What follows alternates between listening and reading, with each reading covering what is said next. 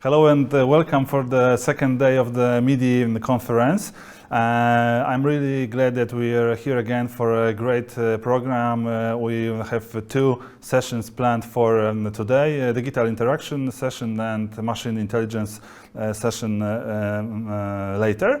And before we start, I'd like to remind you of things that we prepared for the conference. One thing is a map that is on our website. So if you haven't already marked the place from where you connect to MIDI, you can do that on the map. And the other thing that we create collectively as a participants of a conference is a virtual mural. It's coming along nicely, so please add your photos and show us how you spent these days of the conference. I would like to, coming back to the map and to places from where you connect, I'd like to share with you a little weather forecast, because we're starting the day. So for the places from where people connect to our conference, so starting with Pakistan, it's really sunny, 19 degrees Celsius. For Sweden, similarly as in Poland, it's very cold, -9. Also light snow. Czech Republic, -6 and a bit cloudy. For Estonia, similarly also a little bit below 0, -6, mostly cloudy and expected a bit of snow and a little wind. And in India, it's very hot. At least for our standards here at Warsaw, 23 degrees, a little bit of haze and a medium wind. For Germany, -2. For China, about 0, and for West Virginia in the United States, 10 degrees Celsius, mostly cloudy. And for Warsaw, it's about -8 degrees, and it's great that it's sunny today. Okay, we are ready for the first session, which will be a digital interaction session. The topics would include human-robot interaction and other aspects of robotics, as well as representation of air pollution using augmented reality. And talking about air pollution, I noticed that in Warsaw the air pollution is really low today, and it's great because I finally managed to find my cloud files.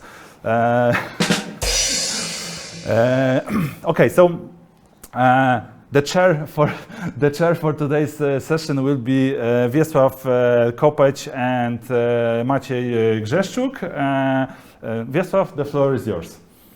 Thank you, Cezary. Thank you for the marvelous joke for starters, as usual. Thank you so much for the introduction for today's third day of our conference. And this is we are about to start the first digital interaction session. This is broadly speaking broad context of human-computer interaction or human-machine interaction, and even human-to-human interaction in general, because at the end points of this interaction there are usually human beings. We will be together with my colleague from our EXER Center, Polish-Japanese Academy of Information Technology, host of this session for about an hour and a half. As I already said, this is the first digital interaction session, and we have, as Cezary anticipated, 5 really exciting presentations. During each presentation, we encourage you to think about and write questions in the chat that we will try to ask presenting author or co-authors as well. So after each pre-recorded video session, the authors will join us for the quick Q&A, live Q&A session. So please be ready to switch your cameras and microphones. And At the end of the entire session, there will be a breakout rooms with the authors to discuss their work in details. So now I will give the floor for Maciej to introduce the first speaker. Hello everybody. The title of the first paper is Seeking Emotion Labels for Bodily Reactions, an experimental study in simulated interviews, and it will be presented by Deborah Souza. Hello everyone, my name is Deborah, and today I'll be presenting the project entitled Seeking Emotion Labels for Bodily Reactions, an experimental study in simulated interviews. This study was developed in collaboration with Dr. Tika and Ben Yugojota. Our project is contextualized among different studies reflecting on the implications of emotion recognition methods implemented in social context. With that in mind, this study explores methods for measuring psychophysiological responses to emotional experiences in interactions with intelligent virtual agents. Our goal is to promote the adequate use of people's affective information for speeding up the refugee status determination procedure. In such context, identifying the asylum applicant narrative that proves the well-funded fear is essential for granting international protection. Hence, it is timely to explore the design of novel emotion recognition methods. It's known by research that computers rely on classifiers trained to identify emotional states from patterns found in the user's psychophysiological inputs, whether implicit, such as the respiratory, cardiovascular, and electrodermal activity, or explicit, such as facial movements and gestures. However, emotion is a subjective and context-dependent experience, bound to different aspects such as the individual appraisal of the situation, the culture, age, gender, among other factors, and that creates great complexity when studying the topic. Previous researchers point out to experimental methods using subjective reports in combination with psychophysiological measurements in order to facilitate such investigation. Our project then used a within-subject study to investigate how users emotionally approach questions raised by an IVA in the context of the RSD procedure. In the sessions, participants interact with an interview interface where a female avatar presented audiovisually articulated questions regarding practical and personal matters. We then collected participants' physiological signal and the emotional self-reports. Although our virtual agent had no adaptive reaction to the participant input, it was meant to foster the enactment of the presence of an IVA by emulating the gaze of the computer. The data collection procedure was designed to enable participants to first experience and then disclosure their emotional feelings during the simulation play, with no interference or further disruptions. To provide stimuli, we then developed a questionnaire using reference words from the list of affective norms for English words developed by Bradley Lang. The questionnaire had 100 closed questions. 65 of them were assumed to be emotionally evocative. To collect the emotional self-assessment on the go, we then used a digital tool based on the Geneva Emotion Wheel. The choice aimed to facilitate reports and ensure homogeneity. Using a Vitalino device, we continuously recorded participants' CDA, ECG, and facial EMG. Sensors were placed on participants' clean skin surface, following the recommendations of the review literature. Following, the simulation used an IPA of live stream layer to handle the time synchronization. Performing a set of tasks, as demonstrated in the image, participants labeled their emotional states for each question presented by the virtual officer. Participated in our study 7 English-speaking foreigners currently living in Italy and Estonia, and no actual refugee was included in the sample. However, our recruitment embraced participants likely to have experienced border control inquiries. The experimental procedure included the personality screening handled upon participants' arrival. Then, participants received information regarding the study and were asked to sign a consent form prior to the sensor placement. Besides, for benchmarking the signals, participants were invited to perform a quick breathing exercise before starting the simulation.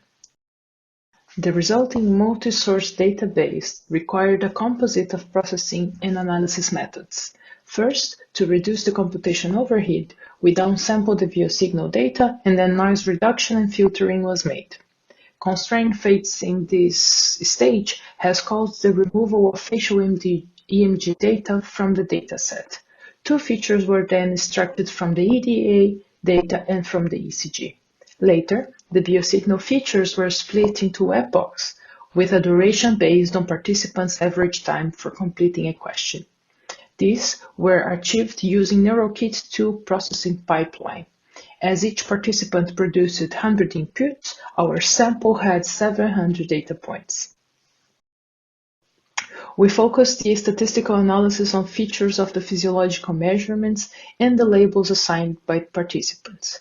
Manifested differences between the features of data across participants deteriorated a separate analysis of the emotional reactions. So, the emotional labels were considered in regards to their valence following the arrangement of the Geneva emotion wheel.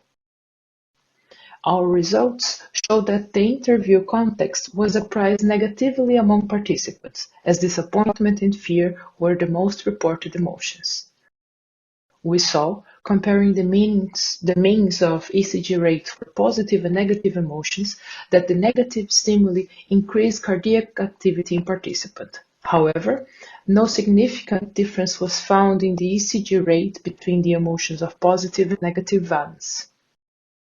Still, comparing the means of EDA phasic for positive and negative emotions, results show that electrodermal activity response arose when participants reported negative emotions. Additionally, the results of the parametric test pointed to a significant difference in means of the phasic component between groups of positive and negative emotions. This way, associations of self-report emotion experience with physiological features were enough to differentiate emotions of positive and negative valence. Although generalized conclusions were not achievable, with our emotion elicitation methods and the design data collection, we achieved a positive outcome. Our findings align with previous research in affective computing, demonstrating that negative emotions increase cardiac and electrodermal activity. Besides, the pilot study adds to the evidence that simulated settings can be used for eliciting emotional reactions when framed through validated elicitation approaches, as we did with the annual list. We envision that our method could be used for assessing emotion aspects of the user experience in different contexts and also with other interactive systems. Our study demonstrated a prototype for simultaneous collection of quantitative and qualitative affective information. The findings of our pilot study paved the way for novel methods that enable the understanding of emotional experiences in simulated interviews. Thank you very much. You'll find me available if you have any questions. Thank you very much, Deborah, for your presentation. Now we have a short Q&A questions, Q&A session. Two questions for you. The first question: after having done this study, have you thought of alternative ways of gathering quantitative information from participants so that the results may be more aligned with the emotional wheel to enable recognizing specific emotions in a non-declarative way?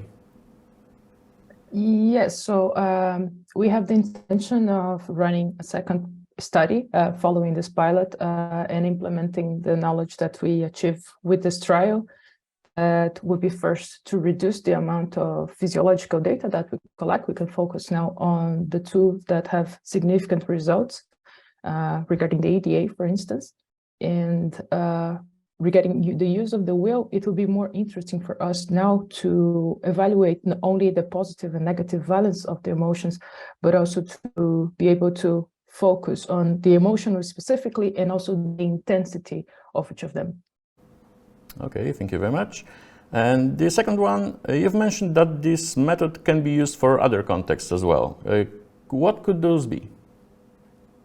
Yeah, we have been planning to implement the same strategy, the same dynamic to test different interactions, not only with IVAs, but with different interfaces. With one of the ideas is to present in the same dynamic. So the stimuli, the self-assessment, and then the completion of the stimuli or the answer, if it's again in an interview setting. But for trying for studying, for examining a different interface or a different kind of interaction, not only with IVAs. Okay, thank you very much. And we still have an opportunity for conference members to add some questions on the chat. So we'll wait a few seconds. If anyone has one, we'll encourage you to just write it down.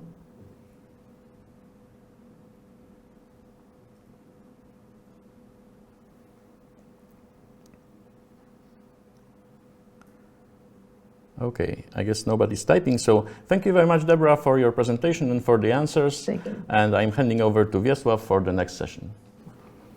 Thank you, Maciej. So now we are moving to the second presentation. The paper entitled Now Says, Designing and Evaluating Multimodal Playful Interactions with the Humanoid Robot Now. So the presenting author will be Ilona Buchem. So Ilona, the floor is yours. Hi, this is Ilona Buchem.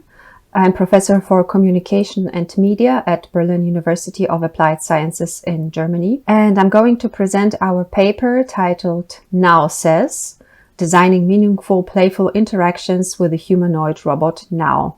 In the communications lab, we use the Now robot version 6, which is the newest on the market. And the Now robot itself has been produced since 2006 by the company SoftBank Robotics. It is a rather small humanoid robot. It is about 58 centimeters tall. It has 21 degrees of freedom, so it can move quite nicely.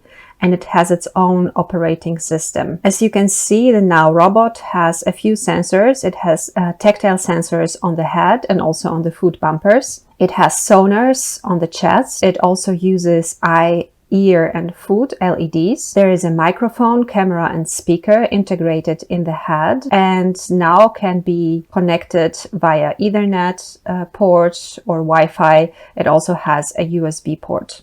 In the paper, we present the scenario, the game called Now Says. This is a game facilitated by the robot Now. You can see it on the right hand side standing on the table. And in this game Now give commands which are to be imitated by players playing the game at the same time. So here you can see the picture from the public event where we had quite a few visitors playing the game Now Says with the robot Now all at the same time in one room. Designing Now Says was based on a popular game, Simon Says, that you might be familiar with.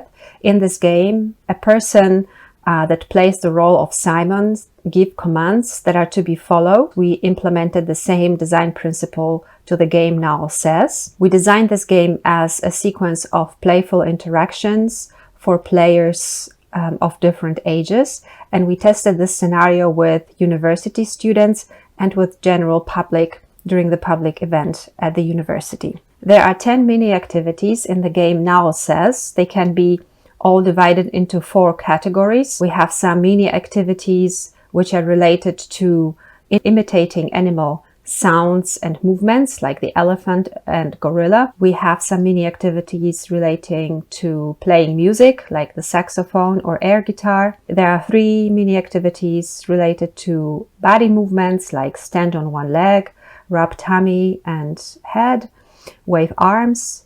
And there are also some other activities like smiling, taking a picture, and doing some simple mathematic riddles. The game Now Says with the 10 activities was programmed using the Choreograph software for Now and some Python code. And all these 10 mini activities are presented at random during different game sessions. And this random presentation allows us to keep the game exciting and engaging for the player, even if they play a sequence or a number of different game sessions. In the first pre-study, we used the first version of the game in English language. We had 10 university students who tested the game, 50% female, 50% male, and 70% were between 20 and 24 years old. Because of the feedback from the first pre-study, in which students expressed a strong preference for a German language version in their native language, we created the German version of the game and pre-tested it again in the pre-study 2 with 9 students, again in classroom settings. We had 56 male and 44 female participants, and this time 56% were between 20 and 24 years old. In both pre-studies, we use an online survey with different scales, including the likability scale. The likability scale is a subscale from a popular Godspeed Scales questionnaire.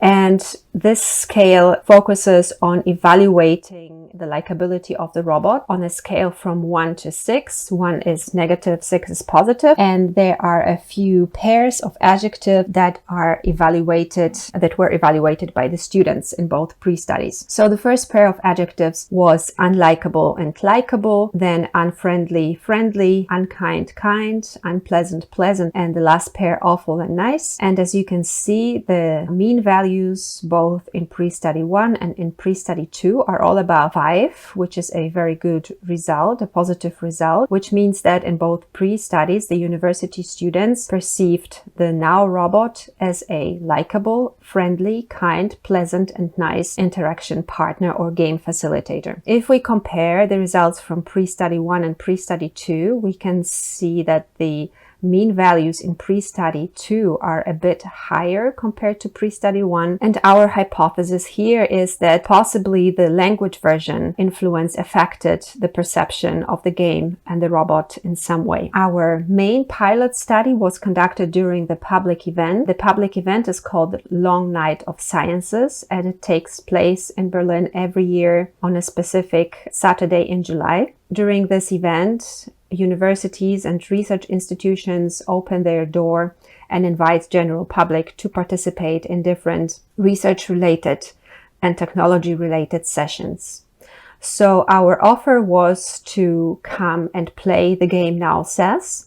We invited persons of all ages, and everybody was welcome to come to the communications lab and join the group and play the game. We had quite many participants, over 260. Out of the 260 participants, 190 participants fully filled in the surveys. In this case, we didn't use an online survey, but a paper and pencil survey to make sure that also children or persons without digital devices could participate in the evaluation study. During the public event, we used the German version of the game Now Says. And as you can see, we had participants, different age groups. So 3% of our participants were younger than 7, 31 between 7 and 18 years old, 35 between 19 and 29, 5% 30 to 39, 17% 40 to 49,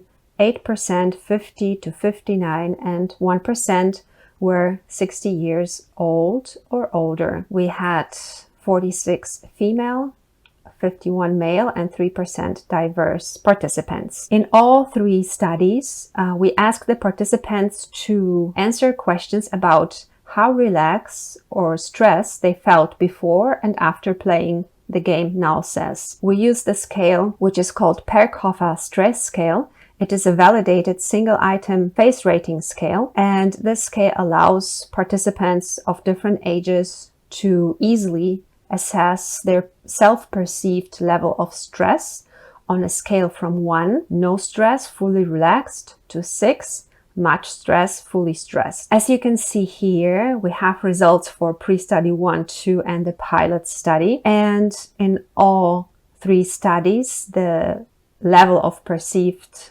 stress is relatively low. So we didn't have participants who were, or in general, the participants who are not too stressed. So what we can also see is that the mean values after playing the game are slightly lower compared to the mean values before playing the game.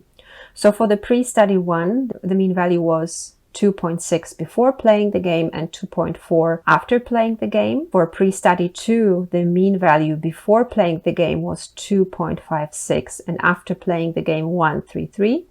And in the pilot study, the mean value was 2.11 and after playing the game 1.74. However, the t-tests that we conducted to see if these mean values statistically significantly differ showed that there is only a statistically significant difference in the case of the pilot study. And actually, this is a highly significant difference, which means that the mean values after playing the game of self-perceived stress were significantly lower. In all 3 studies, we also asked the question, a simple question, how did you like the game? And here again, we use the evaluation scale from 1, not at all, to 6, very much. And you can see here the results for all 3 studies. In the pre-study 1, with 10 participants, the mean value was 5.1. In pre-study 2, with 9 participants, the mean value was 5.33. And in the pilot study with 190 participants, the mean value was 5.25. These values indicate that the participants in all 3 studies liked the game, enjoyed playing the game, and this was a very positive result for us. So these are the most important results from our case study. So if you're interested in our research, feel free to contact me. You can see my email and my Twitter handle on the last slide. Thank you very much and goodbye. Thank you, Ilona, for this presentation. Unfortunately, Ilona couldn't manage to be with us directly, so we hope that she will get well soon. As a comment, I may say that it's very interesting research, exploratory research for us, for our XR Center, XR Lab, because actually we had a now robot in our lab thanks to the cooperation with Goethe Institute. So it was very, very interesting to have such interesting and insightful insights from your preliminary study, and we hope that we will have another opportunity soon to discuss it with the authors, or maybe another co-author is with us. Yeah, there is a question from Grzegorz Pochwatko. That it's not clear whether the robot or the game that makes people less stressed. So I think that we will write down all the questions and we will pass it to the authors, and then perhaps there will be another opportunity to discuss those issues and topics. And right now I will pass the voice to Maciej for presenting another paper. Thank you very much. The next paper is titled Representation of Air Pollution in Augmented Reality, Tools for Population-Wide Behavioral Change, and Grzegorz Pochwatko will present it. Grzegorz, the floor is yours. Hello everyone. Let me tell you a little about using augmented reality to represent air pollution. I don't know about you, but I have a few images that strongly remind me of a scent. In this case, the memory is as pleasant as it is deadly. The smell of a winter holiday in a charming town such as Kazimierz Dolny is pleasant, because it is nice to sit by the fireplace, sip tea and watch warmly dressed people lazily walking through the market square. But burning wood is also a serious source of particulate matter, and this is not a pleasant thing. Let me share a few facts with you to justify it. Fact number 1, air quality affects health. Fact number 2, recently it has been deteriorating rapidly. Fact number 3, studies show that negative health outcomes, especially respiratory diseases, but not only them, are linked to air pollution. What happens when you inhale too much of particulate matter? PM2.5 penetrates into blood. It causes inflammation in the respiratory and circulatory systems, asthma-like symptoms, increases blood pressure. It also leads to cardiac arrhythmias. What happens if you inhale too much PM for years? Tumor, myocardial infarction, earlier onset of dementia, difficulty getting pregnant, fetal defects. Fact number 4. The effects are delayed, so people tend to disregard their severity. The pyramid of effects prepared by the EPA shows that the scale of health and economical consequences. As we can see, the consequences at the bottom affect almost entire populations. But when we reach the top of it, we see that it also means death for thousands. The problem is particularly important in smaller towns, where the important source of air pollution is the heating of households and water from individual sources. One of the most dangerous pollutants is fine fraction of the particulate matter. The figure shows how much household heating can contribute to dangerous increase of PM 2.5 levels. The chart shows the pollution levels recorded in hourly intervals in summer and in winter in one of the Polish small towns up to 25,000 of inhabitants, which is dominated by a single family housing with own heating sources. The PM 2.5 level in the summer is low. It fluctuates around the norm and is more or less the same throughout the day. In winter, however, it exceeds the norm many times in the afternoon and in the evening, when citizens usually return to their homes from work and turn on the heating. The data comes from the open database of the Environmental Protection Inspectorate from 2021. PM becomes dangerous before the pollution is smelled or seen. Unfortunately, the solutions proposed so far are ineffective. Ordinary users have trouble breaking through detailed information. Too scientific form, for example showing models of molecules of chemical compounds, repels them and key information is lost. Here we have a few examples of such representations. On the left, information provided by early online app, in fact, same as a mobile. On the right, experimental augmented reality app called AIR. The choice of the pollution representations is therefore crucial. We do the choice in a multi-stage process, which we started in a participatory workshop with potential users and continued with laboratory research. Initially, 4 types of visual stimuli were selected and tested: positive, negative, concrete, and abstract. For the purposes of our augmented reality app tests, we chose a concrete and negative representations in large PM particles. So what is our solution? We decided to use augmented reality as it is gaining in popularity and has a chance to stay ahead of immersive virtual reality due to the availability of interesting solutions for mobile devices. We wanted to take advantage of the ability to easily place 3D and animated objects in real space. The idea is to create an embedded application that shows pollution and its consequences. This would require drawing users' attention to the trigger, which would encourage them to download the application as well as run the visualization itself. We decided to use a cross-section lung poster to visualize pollutants in the air around the user and deposit it in the 3D lungs. We decided to use Vuforia add-on to Unity. The aim of the design of the application was to create an engaging experience presenting air pollution with visual cues and to communicate scientific data in a comprehensible way. By doing so, potentially raising awareness of environmental and health-related issues caused by air pollution. The intention of creating an informative poster complementing the experience with scientific data has affected the decision of employing a trigger-activated AR system as a base design of the application. A 100 by 200 cm roll-up banner was chosen as the print medium for the poster. The medium allowed easy and self-contained construction, great level of portability, reusability, additionally to the vast canvas surface. The overall design of the poster was intended to be simple, with a key scientific information, not to overwhelm the participants on the event, to encourage the engagement with the application.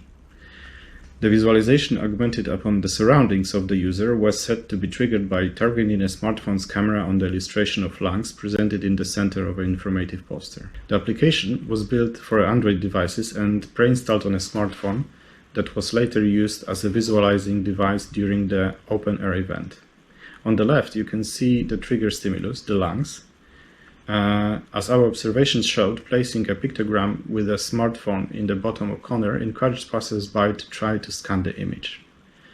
On the right, you can see a user who scans the trigger placed on the information posters, which enables visualization in augmented reality. The visual effects representing the air pollution were created in Unity Visual Effects Graph.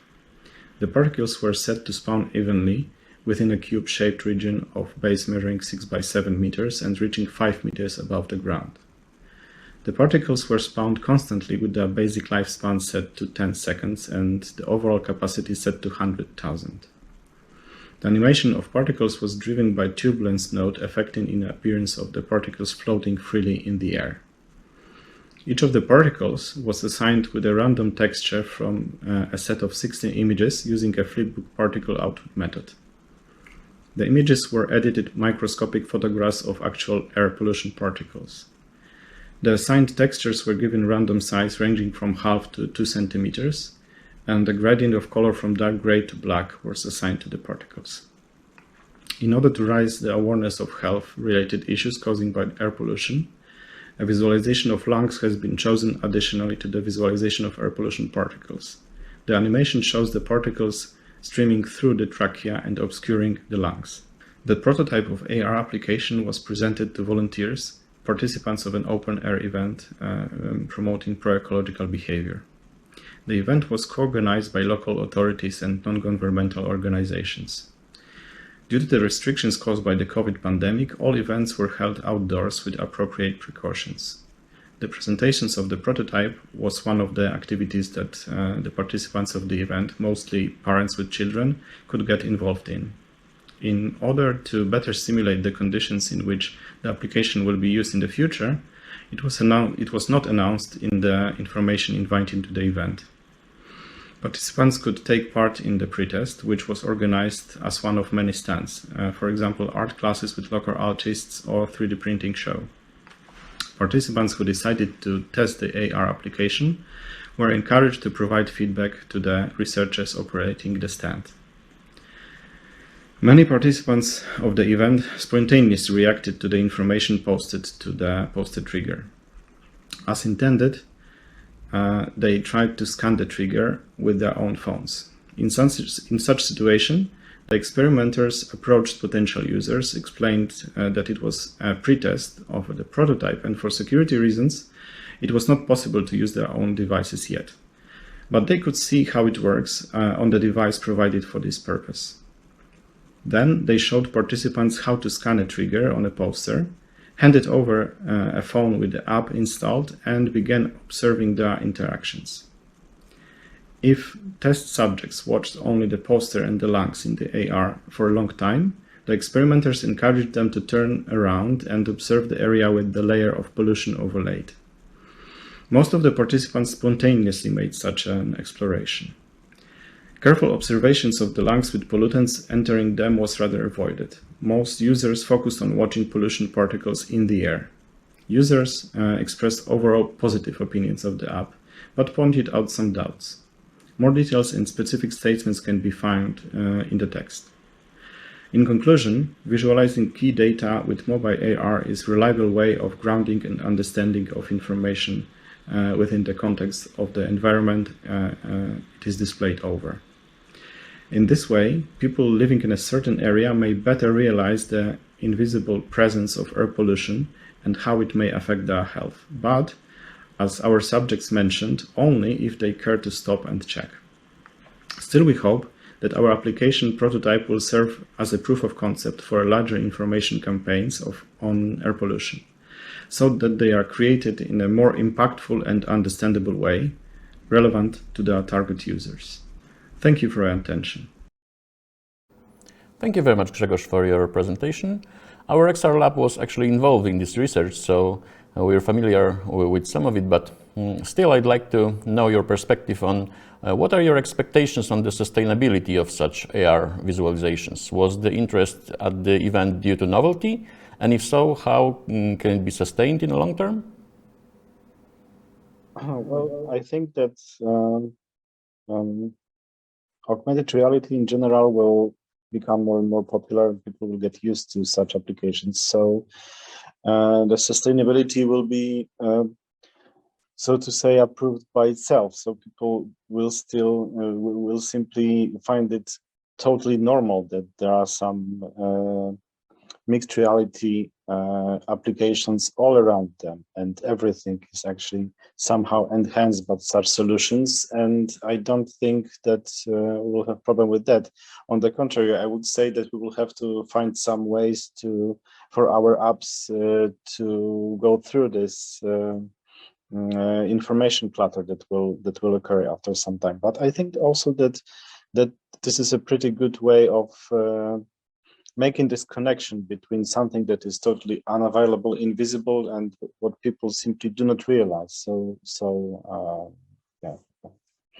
In this case, this is a promising solution. Okay, I would for sure appreciate some, I don't know, layer on my kitchen window to see the particles every day, just not to have to focus on some applications. So maybe a product like that. In the kitchen window, it's one thing, but when you are in the kitchen and you're using, for example, a gas kitchen, you would have such a layer on your glasses that will show you how much pollution you have indoors, because this is the other part of the problem.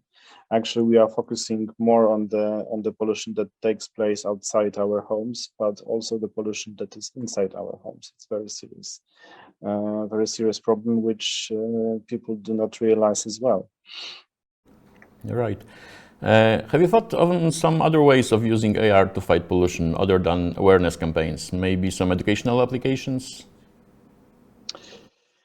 Yeah, actually, the solutions that are offered up to now try to do the same, because I think that they try to do this in this way that they want to make people not so bored with the functionality of the application, so they offer some additional functions. And our goal was doing actually the same.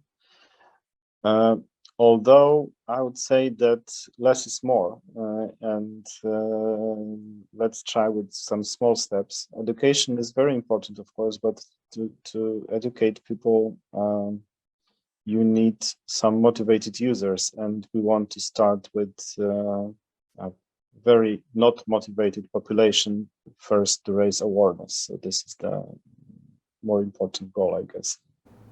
Okay. Yeah, that makes perfect sense. Okay, thank you very much. I think we'll wait for a few more seconds for the chat users to maybe add some more questions to the mix. Actually, in the meantime, I would like to add a comment to Grzegorz about this issue that Maciej raised, that this educational aspect. So, because it was our joint project with Grzegorz, other institutions, there was also an application which was actually presented in the previous MIDI conference that was a part of this larger, let's say, mixed reality continuum, because there were also VR studies and this AR study, and there was also a component of a mobile application, the prototype of this application that was intended to somehow engage more people, more inhabitants to this air pollution problem. And it was focused, of course, on various aspects related to the air pollution, because this project was multisensory. So the crucial part is not only what is outside our windows, as Grzegorz said, but also inside. So there were such elements which were devoted to, waste management and things like that in everyday household living. So there is a question. So where does the air pollution data for the app come from? Well, that's we have plenty of air pollution data in real time. Actually, almost everywhere in Poland you have sensors that provide some information about the level of air pollution and actually it's very detailed on different pollutants. You have information on different pollutants. In this particular example, we had this comfortable situation that we tested it in a town that we cooperate with and in which we had a very dense network of such sensors. And the idea is that we can actually use all kinds of sensors that are somehow connected in a network. This could be both official sensors that are placed by various organizations or local governments, but also private sensors that are now very cheap, and people sometimes simply place them for their own convenience and share the data with the general public. So based on the location, we can find the nearest sensor that makes sense, because also it depends on, for example, winds that are around and all the factors that are connected with weather, with how the neighborhood is shaped, and so on. I think that in this case the situation will be easier and easier, because the sensors are very simple and cheap nowadays, and more people will install them and share the data. So yeah, this is the promising also option for scaling the app to at least our country level. But I hope that it will be also available worldwide someday. Yeah, in correspondence to your words, Grzegorz, I would like to add that in this project there was a very important part of these exploratory studies related to citizen science and participatory approach in co-designing all those technical aspects of this research and intervention tools. So thank you so much, Grzegorz. Since we don't have another in-depth questions, maybe they will arise in our breakout rooms. So right now I would like to move to the next presentation on Ukrainian version of co-presence scale, which will be presented by Lyubov Naidonova. So Lyubov, the floor is yours. Hello, dear colleagues. I am Lyubov Naidonova, and I am presenter of the results of our international teamwork for developing the Ukrainian version of the co-presence scale, and some theoretical backgrounds about why co-presence and why Ukrainian scale. And next slide is about the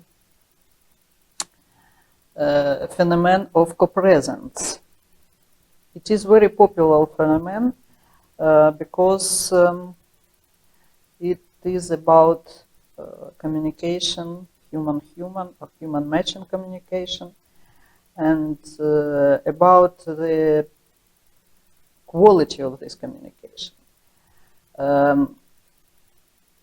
The study show that co-presence is the factor for psychological well-being during COVID pandemic and lockdowns, and because we want to study the role of co-presence during social migration and war situation as very disruptor for communication as whole.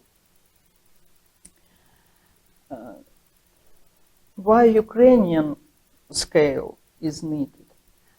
Because the wave of mass migration from Ukraine as a result of the war and the military aggression of the Russian Federation became a necessary means to preserving life. More than 7 million migrant temporarily displaced person are in Europe, and more than 1 million are in Poland.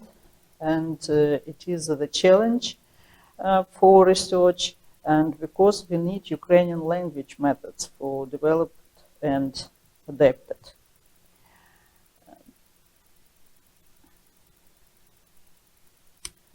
We take the scale of co-presence measurement during communication and make the Ukrainian version from this, and you see the question as a point of this scale.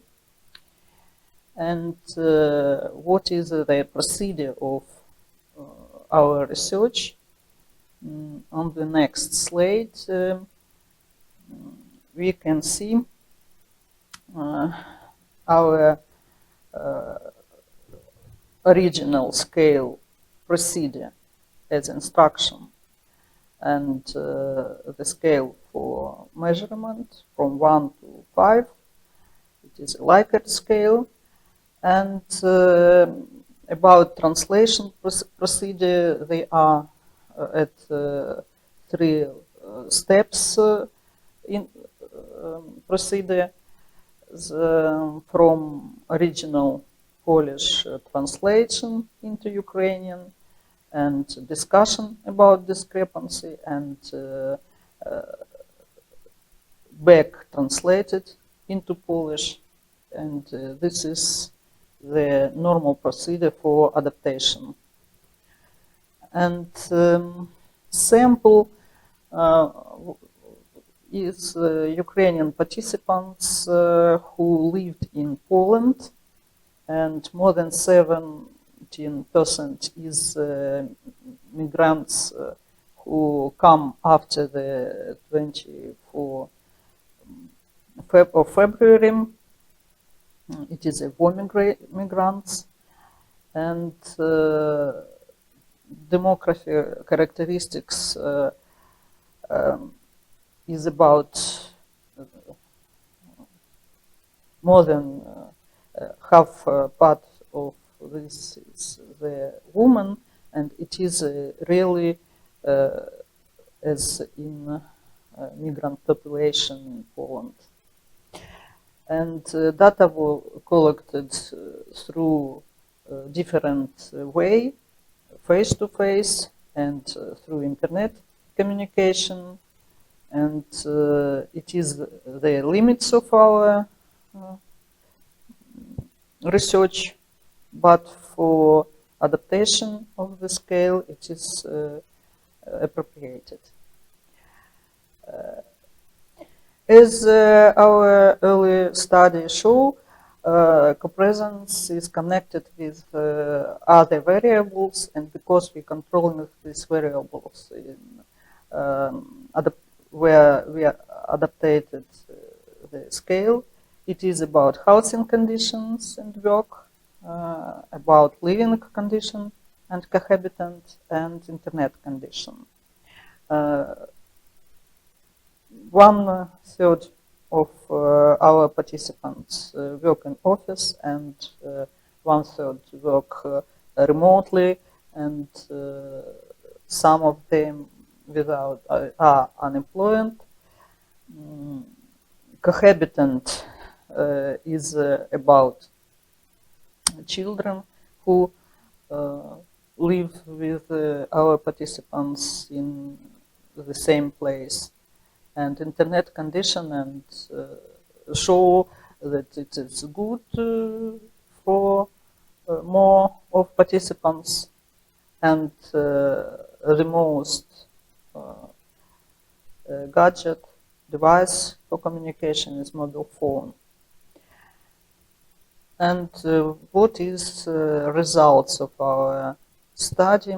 There are some descriptive statistics about copresence. We see that copresence in private communication and in business communications are not have not significant differences, and we have a result of factor analysis and see that we have one factor with good explanation for more than 60% of variance and a good reliability, alpha Krumbach. And this is the items of the scale in English and the wave. And it shows the perceived copresent component scores in coefficient matrix. And what about the next step in our research? The life situation of migration changed the condition of work and personal interaction and reduced the feeling of co-presence in remote communication, at least during the adaptation period, which are during our research. Co-presence plays different functions during work and private communication during war migration situation, and these patterns must be studied, and it is the task for next study. We need to research co-present and private and work communication during war, collective trauma, and during healing process from war collective trauma. And it is the next step of our research. And post-war peace building and society transformation, it is the situation which, as we think, changed the communication significantly and must be studied by this scale too, because we hope for future research and collaboration, maybe intercultural. Thank you very much for your attention. Thank you so much, Professor Najdanova, for this interesting insight on the co-presence scale in a different language, I mean the Ukrainian language. Let me check whether we have some questions. And in the meantime, I would like to ask you a question, or other co-authors too, actually about that. Have you already thought about potential projects that you can employ this scale? And would you share with us this information on what's our possible application of this scale?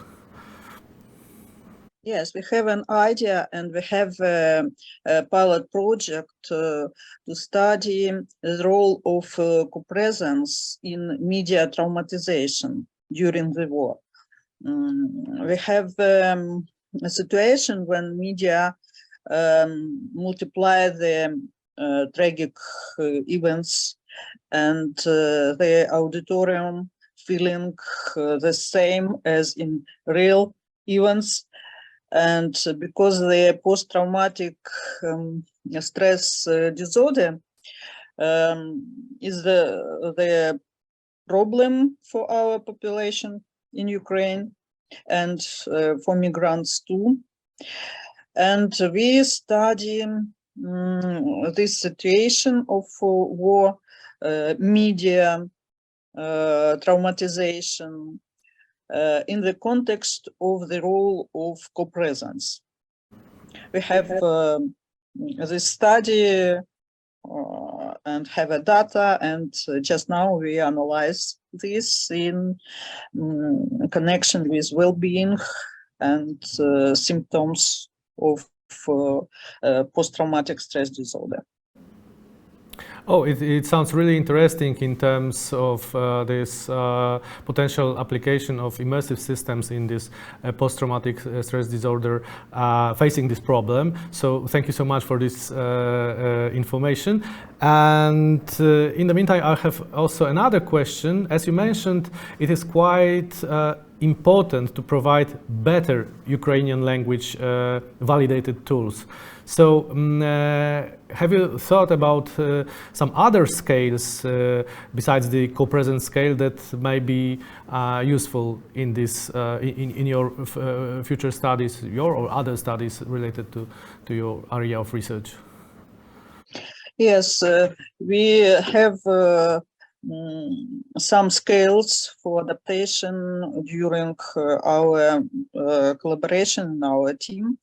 For example, the scale for evaluation of migrants' emotional solidarity with local community member who give their help. And I have a pleasure to thank Poland and Polish people who give very, very help for our Ukrainian people. And the scale for evaluation of the solidarity in psychological variables we adapted, and maybe next step is the analysis of the connection between co-presence and co-presence in remote communication and in connection with solidarity with host community people. Thank you so much. It sounds really promising, and thank you for such a warm words. And we think that in this difficult time, every support is needed. And as we know, among this scientific community, academic community, we have strong bonds from the past, and we know that we can count on each other. And I would like to pass the voice to Grzegorz Pochwatko, who is willing to add something to this topic. Grzegorz, the floor is yours. Thank you. I just wanted to add one thing in connection with both presence, co-presence, and media, because recently appeared a very nice documentary that has been done by this was a joint project of Polish and Ukrainian journalists that did a documentary of the current situation in Ukraine, and it was very special because it was done in a new technology, namely 360 VR interactive documentary. So presence and co-presence play crucial role here, because even if we don't have this intention to traumatize users or our viewers in terms of, I don't know, getting more clicks, getting more public, in such immersive version of documentaries that will, I think, flourish and appear more and more in these days because the technology becomes available. It is also very important to have proper tools to measure the consequences of participating in such experience. And we also plan to use this documentary in our studies. So maybe next year we'll show something more about that. Thank you. Thank you, Grzegorz, for this interesting insights that shed a new light on the problem and broaden the context. So, since we don't have other questions, I think that we may move to the other presentation, and then we will continue this topic in the breakout room sessions. So, Maciej, could you introduce the last presentation? Yes, thank you very much. The last but not least presentation in our session is modular platform for teaching robotics, and it will be presented by Damian Nagajek and his team. Damian, the floor is yours. Good morning. Today we would like to present to you our study on a modular platform which can be used to teach robotics to primary school students.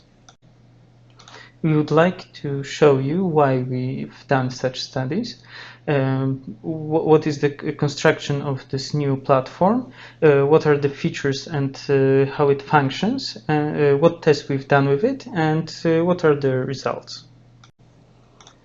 The main reason to conduct these studies came from the fourth industrial revolution, which causes huge changes in the production process in the factories by implementing smart solutions and robotics.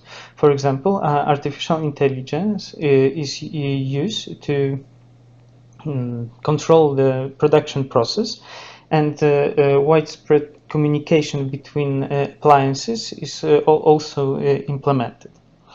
This causes very high demand on workforce which is trained in STEM faculties. By STEM we mean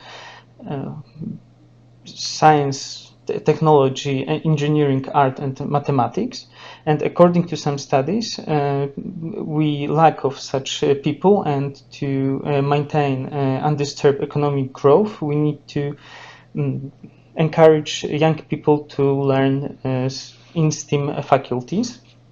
And this forces the state to implement some changes in education, to focus more on vocational education, and to implement some new education programs, like, for example, new program of the Polish Ministry of Education, which is called Laboratory of the Future, which aims to encourage primary school students to learn STEM subjects by sponsoring new laboratories for the primary schools.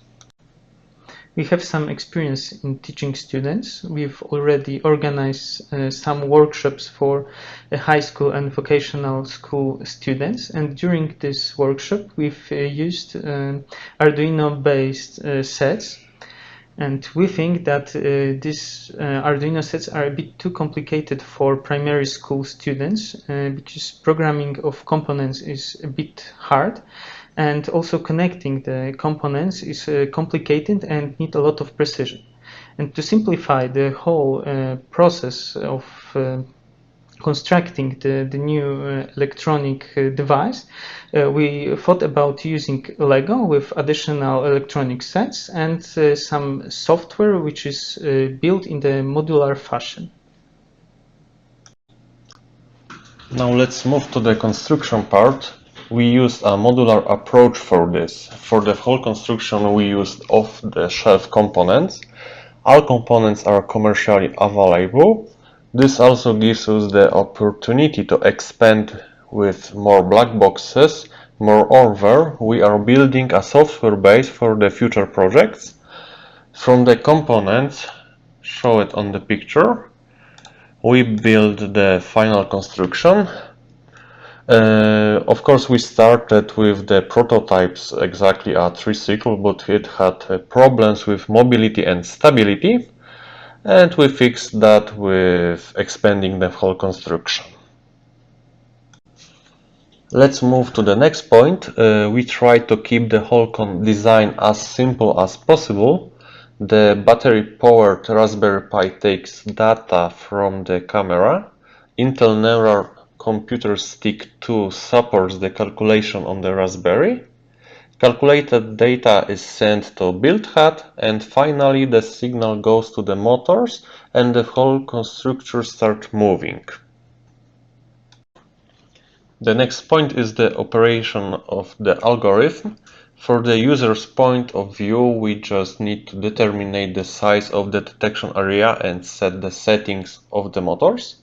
Of course, the environment must be prepared beforehand. This includes installing the operating system, OpenVINO software and the required libraries. When the target area begins to overlap with the detection area, the motors are instructed to move and center both areas. Once it's done, the engines maintain the center position of the targets. Let's now move on to tests. We had our first contact during workshop at high schools and we saw great interest from students. We present our working prototype during the IHP Open Days on September 10th this year and also saw great interest from children and their parents. We got a lot of questions about the whole construction, such as where can you buy the parts or how difficult is it to build it, and even some such as it is made from Lego. We think that Lego sets are more suitable for primary school students than Arduino sets because Lego is easier to use. It's more versatile. For example, students can build a moving vehicle and a robotic arm from the one set of Lego. And also because blocks are easy to connect, teachers can save time during classes. Also, our software seems to be quite easy to use because it's built in the modular fashion, and new functions can be added just by adding ready-made blocks of code, and they can be treated as black boxes. They don't need additional programming, and in this sense, a teacher can build a database for the future where the different functions of the code are just kept and added on demand. For the future, we think about conducting wider and interdisciplinary study where we could cooperate with a psychologist who will help us to find the best task for the particular age groups of students, and also to estimate how well these tasks and the platform works with particular groups of children. Also, we would like to organize courses to train teachers how to use our platform for school to be more independent and to exploit the full potential of new laboratories. Thank you for your attention. Thank you very much for your interesting presentation. While we are waiting for the chat members to add their questions, I'd like to add some from myself. You've done some pretty broad research in some pretty broad age groups, ranging from 7 up to 15. What do you think, after the study, what age groups do you think it's most suited for? I think for the younger students, because they are more used to Lego sets, and I think it's a bit simpler for them to use it. And for older groups, like above, I don't know, 14, 15, it's better, I think, to use Arduino. It just gives more opportunities for older students. So this one is mostly for classes like maybe 1 to 4, maybe 4 to 6 in the primary school. So this is, I think, suits the best this age group. Do you think you'll be able to keep concentration and attention of the younger group, the 1 to 4? Yes, this is the thing that we should test, really, because I think that this could be problematic, but maybe when they are constructing something, they could focus on that, and just by, let's say, adding some additional information, they would be able to learn that. And I suppose that yes, we will be able to do that. And later they can go to the Raspberry and expand the whole construction, or just based on the previous experience, make new projects in the future. Okay. And how do you think your solution could actually make way to the primary schools? Because it has to gain traction somehow. So what's your idea on that? We think about providing this just our program, our project, let's say.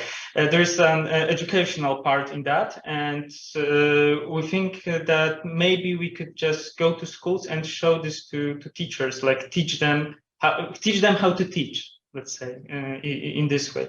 Prepare something like a manual for them. It will be easier, because so far we experienced quite a lot of problems with maybe not with the teacher themselves, but with the amount of time that they need to put into learning how to teach the electronic part and how to teach the programming part. They only, let's say, IT teachers are used to programming, and something like technical classes teachers are not used to programming or electronics, like programming electronics and controllers. So something like a step-by-step manual for them would be quite beneficial, I think. And maybe we will try to prepare something like this, to get also after preparing the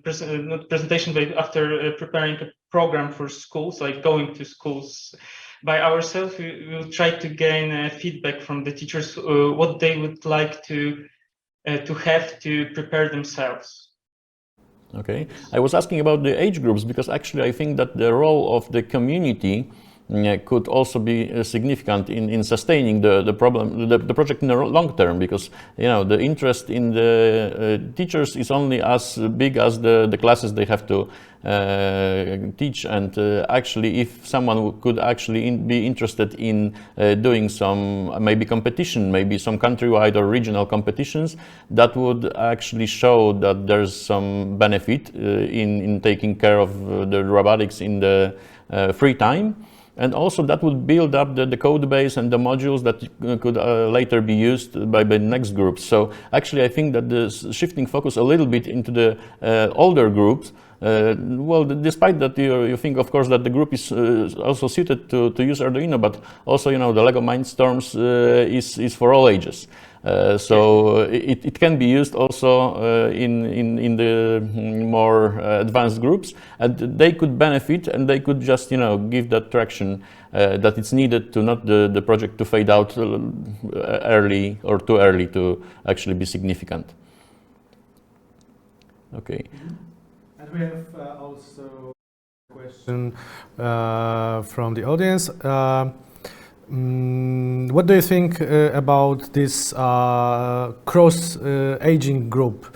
Maybe it is the best approach in terms of including older pupils, I mean senior pupils and younger, to participate and motivate themselves for future activities. What do you think about it? Already we have something like that, because we have a science group from our university in Zielona Góra, and they preparing the lessons for the kids from the primary school, from the middle school. Yes. So we are working on this, and they have. Yes, this cross-aging groups could be the solution. From our point of view, we've tried, as my colleague said, to build students organization for that, and they also it's also open for high school students. So maybe we are now cross-aging groups of people from a bit older age groups, but for younger students it could be also beneficial. For example, just I don't know, classes from 1 to 4 could build a construction, and older students could program it. Could be very nice idea, very productive. On the other hand, there is a bit of a problem with let's say schools and organizing many classes at the same time, and finding the place to put all the students together. It could be a bit problematic, and also having so many sets of Lego, because it's also about the money. It's not so cheap. So that's why we only tried with one age group, because classes could be a bit smaller, and we can work on that, and I think it's a good idea, but just to find, we need to find a way to cross this, let's say, budgeting problem. Yeah, inevitably it may be challenging, a bit challenging to scale up this approach, this solution. However, I would like to follow up this particular issue of this intergenerational scale of this process. I mean, widespreading the idea of robotics even to, for example, older adults. I mentioned it because in our laboratory we have very, very good impressions and very, very interesting results from our previous studies on this intergenerational dynamics between younger and older adults. I mean, older like the elderly and people, at their retirements and things like that. So they may even join forces at various levels. I mean, local communities, but also like, in intergenerational, families that you may try not only to try to put those things into the pupils or students' curricula, but also in, let's say, extracurricular activities. So what do you think about this? Have you tried it, or do you plan it? What about your future plans?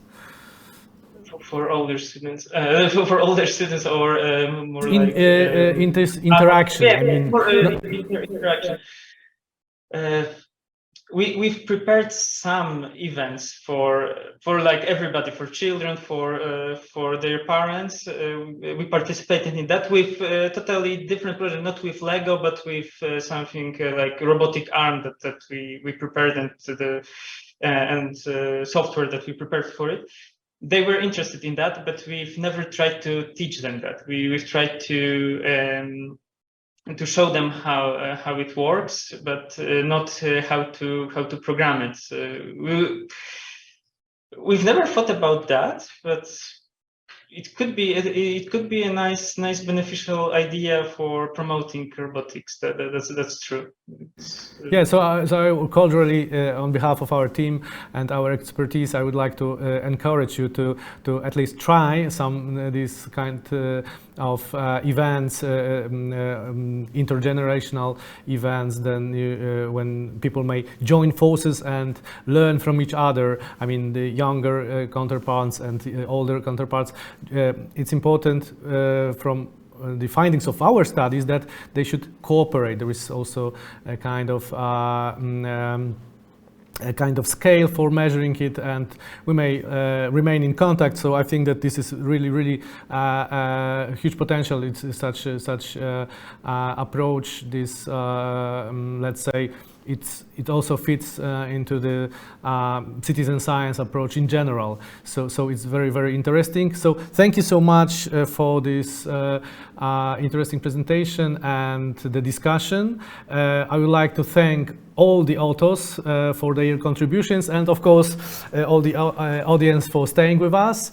I would like to invite you right now to the breakout rooms, but just as a final word, I would like to say that this session, I mean the first digital interaction session on this year MIDI 2022 conference, was very interesting and insightful, and it showed that human-computer interaction in the broad context is very interesting area of and first of all, transdisciplinary area of research, and we have various aspects from, of course, human aspects to robotics to immersive systems, and of course with various tools and methods to measure it and then to try to employ it in the real life.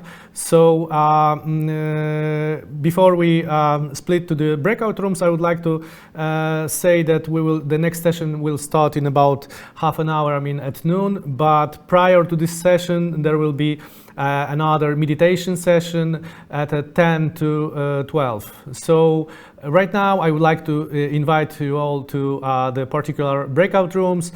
Please remember, bear in mind that you may just not only discuss directly, because you know, this is there will be like 5 breakout rooms, so it may be difficult to catch each other, but you may always drop your questions, leave your questions and emails in those breakout rooms to facilitate the communication between authors and people who are interested in their research and further discussion. So you may use the breakout rooms also as a kind of a contact point. So right now I would like to invite you to the breakout rooms, and we will see in about 20 minutes, I mean 10 to 12, 11:50 at the meditation session, and then we will move to the next session at noon sharp. So thank you so much once again. It was really really pleasure for us, for me, and for my colleague from our lab, Maciej. I'm sorry, Maciej Grzeszczuk. It was really a pleasure for us to host this session, and we hope that was really interesting for you too. So feel free to join the breakout rooms right now. Hello. Breakout rooms have now just been closed, and we are ready for a meditation session for today. I think it will be good for our increasing our focus for the next before the next presentation session. So, Gabriela, are you with us? Yes, I'm here. And today I see, yeah, I see the forest calming, very calming. I decided today I'm going to take you to forest for our meditation. So okay, I hope so it was relaxing. Okay, so I think you can start. Thank you very much. I'm happy to be here back again. So today we'll have also 10 minutes of meditation. And yesterday we did a body scan. For today, I planned for us to focus a little bit on our breathing. So hopefully you will enjoy that one as well. Let me ask you to sit somewhere comfortably, and you can, as yesterday, you can sit, you can lay down, you can walk. You can actually really go to a forest or outside, any place you'd like to. Don't feel you need to sit in front of the computer. So once you're seated comfortably, you can close your eyes or leave them open. Just whatever feels more comfortable at the moment. And take a deep breath in and out.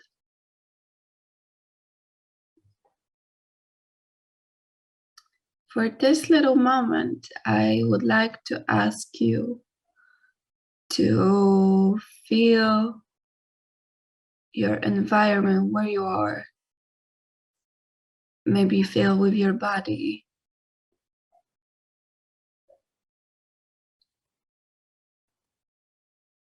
Where are you actually right now, sitting or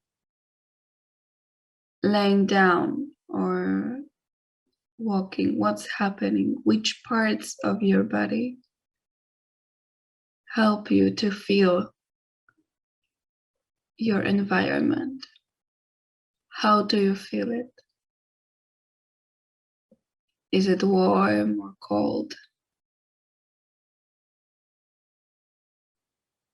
Is it soft or rather hard?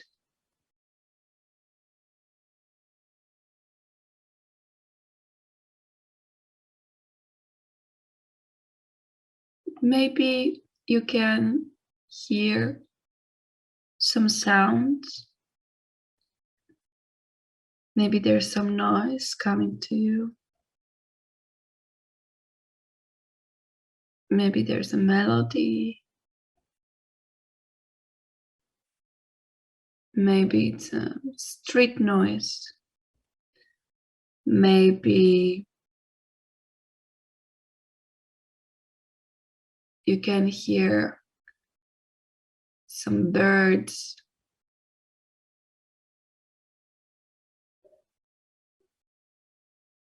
Maybe there's sunlight touching your skin. Or maybe you can feel the wind. Whatever happens, I would like you to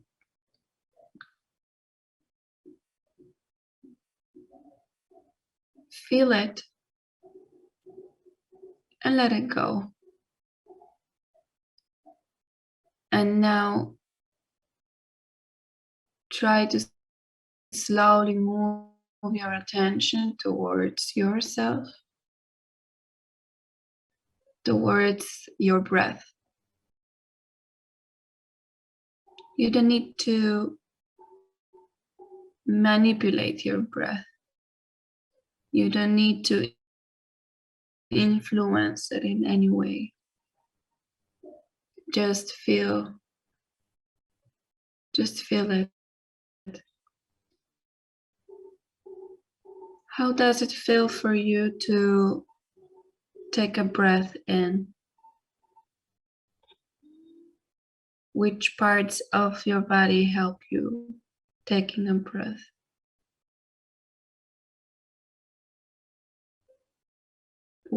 Where does it start and where does it end?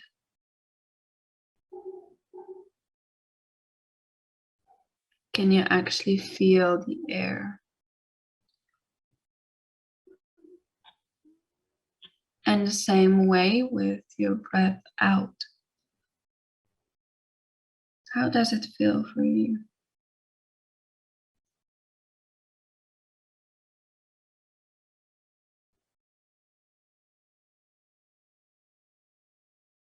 Which muscles are involved?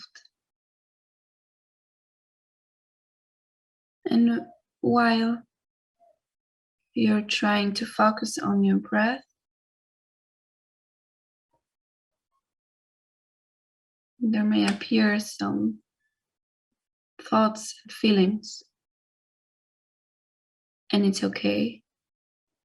We're just trying to go back with our attention to our breath. In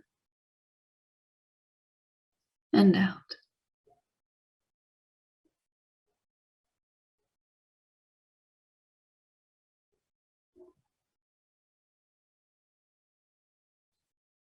Sometimes there is a temptation to judge your breath. Why I cannot breathe deeper?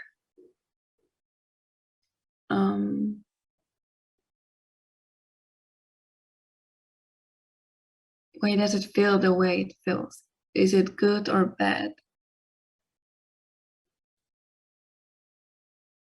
All the thoughts and emotions that appear while we're breathing, we accept them, but we don't need to follow them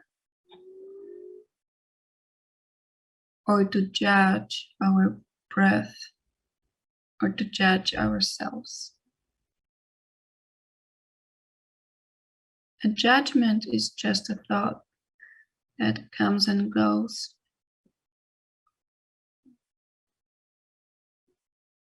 And we don't need to listen to this. What we do is just hear, feel, and smell right now.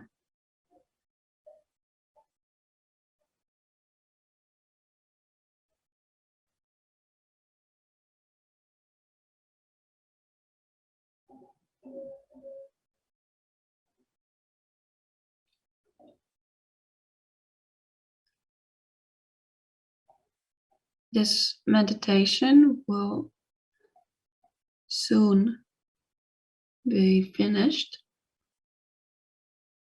So I'd like to ask you to take one more deep breath in and out.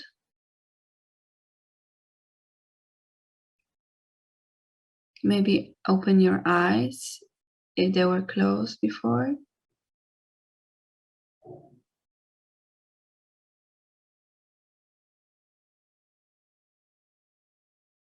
Have a moment of thankfulness and appreciation to yourself for giving your body and your mind this tiny moment.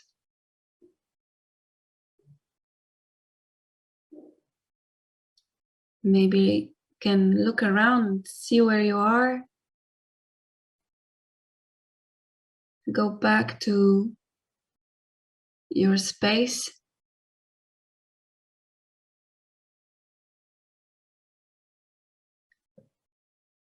And try to enjoy the rest of the day with some kindness to you.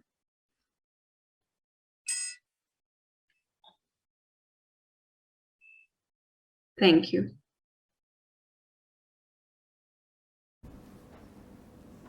Thank you, Gabriela. And we are coming back, preparing for the next session, which will be machine intelligence session 2. But before that, we have a little entertainment for you. It will be a quiz, but the topic, of course, will be different than yesterday. I think we can start with quiz. Can we see the code? The platform will be the same, menti.com. You have to enter. You can enter on your mobile, for example, and you have to enter the code. Do we see the code right now? Okay. I have information that the code is presented. Okay, I see. I also see that right now. See people connecting. Let's wait a moment. More. Oh, we have a mouse. We have a Santa. That's good. That's a good sign. Okay. Let's wait a couple more seconds. Okay, I think we can start now. So the quiz is different, and it will be a kind of like a GeoGuessr. Maybe you know that this online game. The task is pretty obvious. I think you have to select which country is presented on the photo. We had a similar quiz last year, but as you may see even from this first photo, this one will be a bit different and a lot more difficult. And yes, from the first question, we can see that only 2 people were right. Okay, we can move to the next question. And of course, the faster you answer, the higher will be your score. So we have some. This is not a roundabout, but some kind of a road. And is it Italy, Germany, Croatia, or Czechia? I'm not sure. Are there any typical elements? Maybe it's good to focus on the architecture. Okay, Germany. All right, it's better than the score is better for you than the first one. Okay, so I see that you are warming up. That's good. We can move to the next one.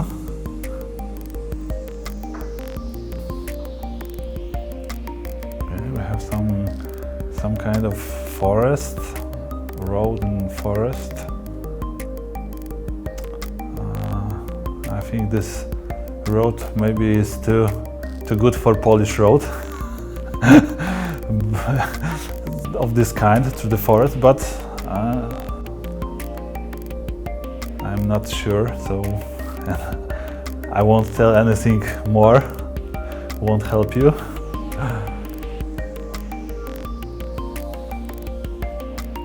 Okay, and we see, yeah, so I was wrong and you you were smart enough not to believe me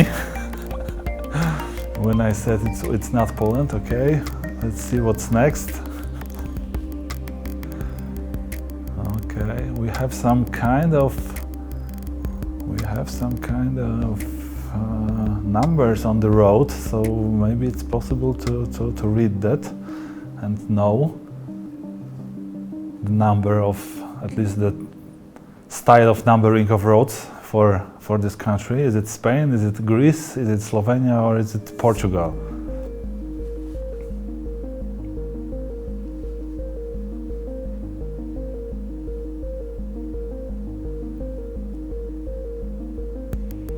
All right, definitely our participants are warming up. Okay, let's see, maybe this time it would be more difficult. Okay, right, we have a leaderboard now. So Gajowa is leading, second Johnny the Mouse, and Bill the Hat. Okay, let's see what's coming up next. Okay, so is it Canada, Hungary, Slovakia, or Ukraine? I would say it's kind of a special type of road. You have two lanes in one direction and one lane in the opposite direction. So maybe this could be a hint.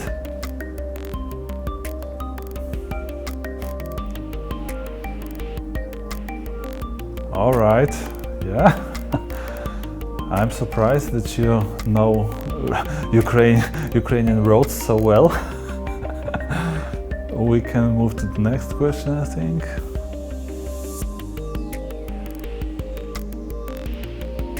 What country is this? Austria, Lithuania, Finland, or Latvia? Looks kind of like a typical autoroute or autobahn, but we don't have Germany here on the list, so this is definitely not the right answer.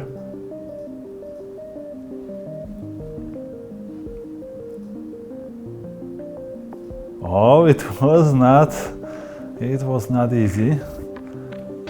Okay, let's move to the next one. What country is this? Some France, Colombia, Argentina, or Monaco? Have some rocks and the sea and the winding road.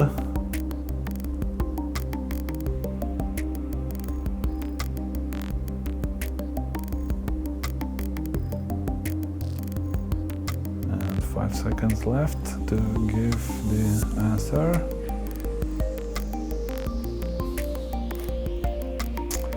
It was France. Yeah, Monaco quite close geographically, I think, but yeah, for Monaco we would give the Formula 1 track probably. Okay. Roads and roads. Is it USA? Is it Czechia? Is it Peru? Or is it Japan?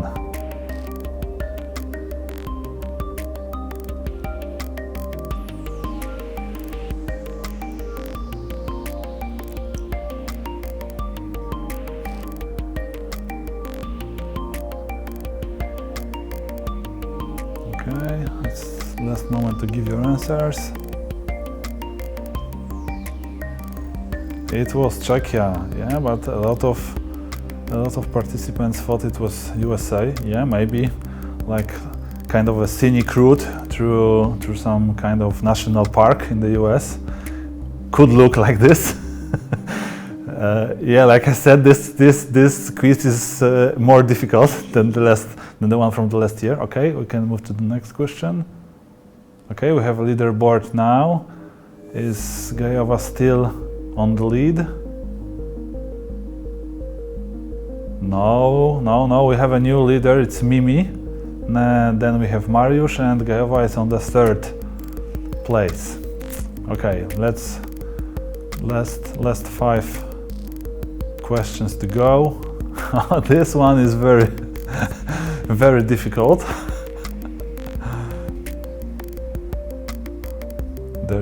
I think there's definitely some air pollution on this picture.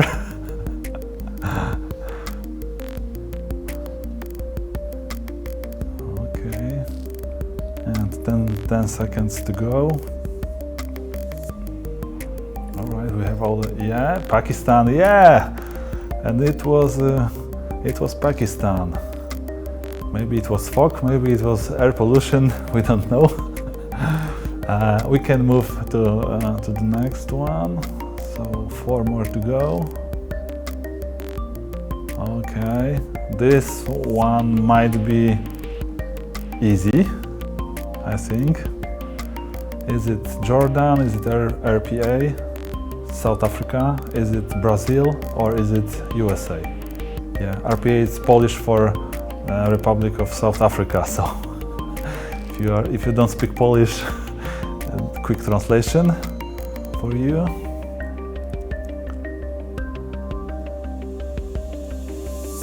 And what was it? All right, like I thought, it was quite easy. USA, the road sign, typical road sign. I think it was a good hint. Okay.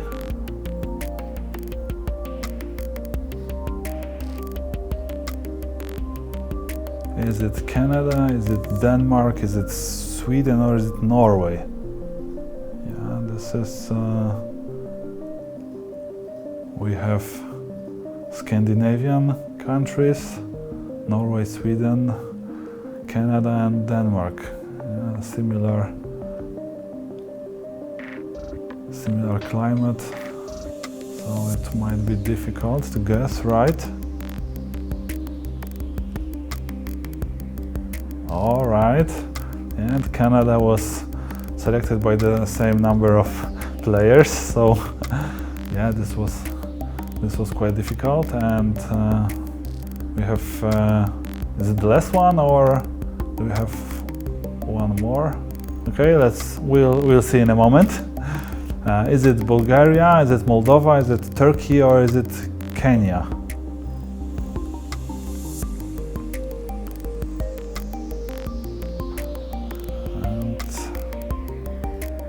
Try to answer quickly in order to get more points.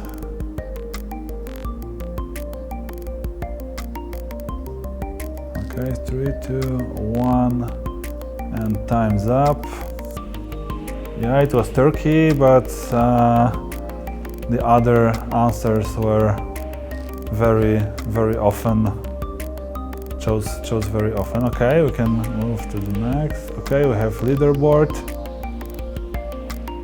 Something. Okay, we have Somanat Chakraborty on the first place. The second one is Mariusz, and the third one is our Santa Claus, Kapitan Bomba, which stands for Captain Bomb. Okay, so Captain. Okay. All right. We have, what country is this? South Korea, Philippines, Japan, or China. So for sure we're in Asia.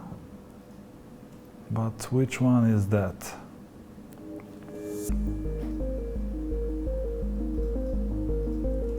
Okay.